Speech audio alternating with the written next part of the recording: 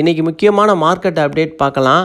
நம்மளோட Tamil stock channel 1000 நபர்களை தொற்றுருக்கு. உங்களின் அன்புக்கு என்னுடைய மனமார்ந்த நன்றிகள். இன்று 79வது சுதந்திர தினம். அனைவருக்கும் இனிய சுதந்திர தின நல்வாழ்த்துக்கள். இந்த சுதந்திர காற்றை நம்ம சுவாசிக்க காரணமாக இருந்த அத்தனை தியாகிகளுக்கும் நாம் நன்றி செலுத்த கடமைப்பட்டிருக்கோம். நாம் சுதந்திரம் அடைந்தோம். ஆனால் நம்ம இந்தியர்கள் 80% பேர் உண்மையான நிதி சுதந்திரத்தை இன்னும் அடையலை.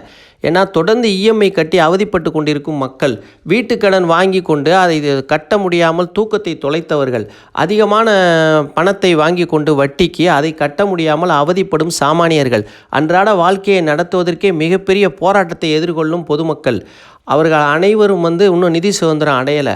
அப்புறம் படித்தவர்கள், அவர்களுக்கு தகுதியான வேலை கிடைக்காமல் தவிக்கும் இளைஞர்கள், 50 வயதிலும் கடன் சுமையை தலையில் ஏற்றிக்கொண்டு நிம்மதியை இழக்கும் குடும்பத் தலைவர்கள், அத்தியாவசிய பொருட்களை கூட வாங்க முடியாமல் தவிக்கும் ஏழை தாய்மார்கள், குழந்தைகளுக்கு தரமான கல்வியை கொடுக்க முடியாமல் மன அழுத்தத்தில் இருக்கும் பெற்றோர்கள், இவர்கள் அனைவரும் நிதி சுதந்திரம் அடைந்தால்தான் இந்தியா உண்மையான சுதந்திரம் அடைந்தது என்று நாம் சந்தோஷப்பட்டு கொள்ள முடியும்.